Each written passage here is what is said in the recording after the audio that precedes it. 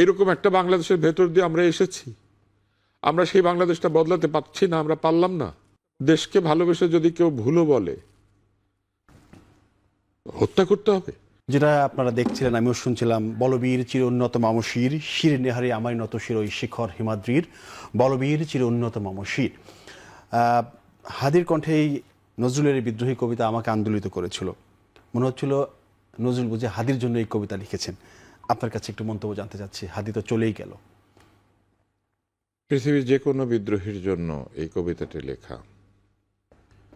বিদ্রোহ মানে প্রতিবাদ, বিদ্রোহ মানে অনিয়মকে অস্বীকার করে নতুন নিয়ম সৃষ্টির চেষ্টা।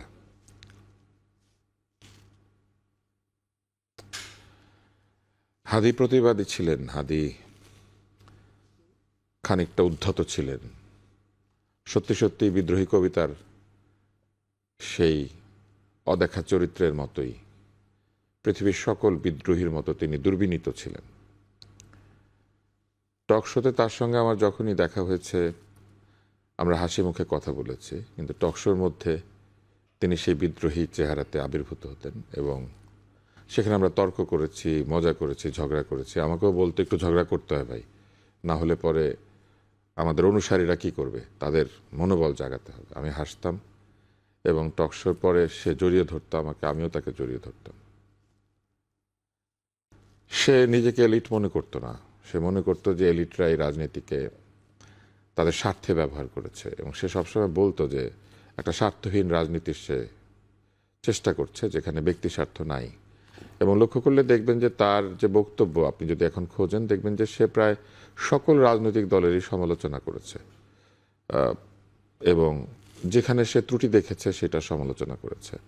আপনি দেখবেন সে দুর্নীতি সমালোচনা করেছে এবং বলেছে যে আপনি বিপ্লবের পক্ষে না বিপক্ষে সেটা বড় কথা নয়, দুর্নীতি করা যাবে না।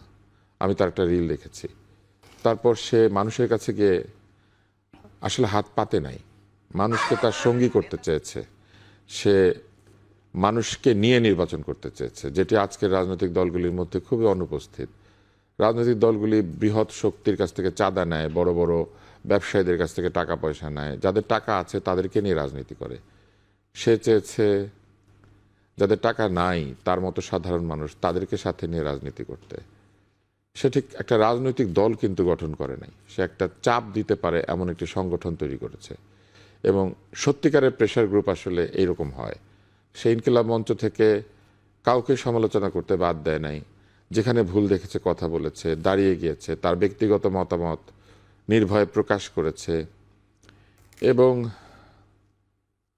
তার মধ্যে একটা সংস্কৃতবান মানুষ ছিল এবং সেটি আরো সমৃদ্ধ হয়ে উঠছিল। আপনি দেখবেন যে সবাই তো কত কিছুই করেছে, সে একটা লাইব্রেরি তৈরি করেছে, সেখানে বই এনেছে, বই পড়ছে, একটা কালচারাল সেন্টার সে তৈরি করার চেষ্টা করেছে। তার মানে সে একটা সংস্কৃতি তৈরির চেষ্টা করেছে, যে সংস্কৃতির মধ্যে বাংলাদেশের প্রতি ভালোবাসাও আছে, ইতিহাস সচেতনতা আছে, সত্য বলার চেষ্টা আছে। এবং এই মানুষকে ভালোবাসতে গিয়েই মনে হয় বিপদটা হলো। তার সঙ্গে যারা ছিল তারাই নাকি তার দিকে বন্দুক তুলেছে। আমি অনেক কিছু মানতে পারি, কিন্তু এই নিষ্ঠুরতা আমি মানতে পারি না। মানুষ মানুষের প্রতি এত নির্দয় হবে, এই বাংলাদেশ তো আমরা চাই নাই। আমরা ভেবেছি এমন একটা বাংলাদেশ হবে যে বাংলাদেশে মানুষ নির্ভয়ে তার মতামত প্রকাশ করবে, তার মতামত ভুল হোক ঠিক হোক, যা খুশি তাই হোক। রাস্তার মাঝখানে দাঁড়িয়ে কোনো পাগল কথা বলে না, গাড়ির দিকে ঢিল ছোড়ে না। দেশকে ভালোবেসে যদি কেউ ভুলও বলে, হত্যা করতে হবে, নির্যাতন করতে হবে, গুম করতে হবে।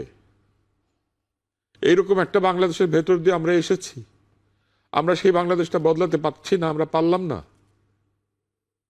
হিংসার বিদ্বেষের মধ্যে দিয়ে বাংলাদেশ সামনের দিকে যাবে, এটা হতে পারে না। আমাদের জীবন এখন এমন একটা জায়গাতে, এই জীবন হচ্ছে যাওয়ার জীবন।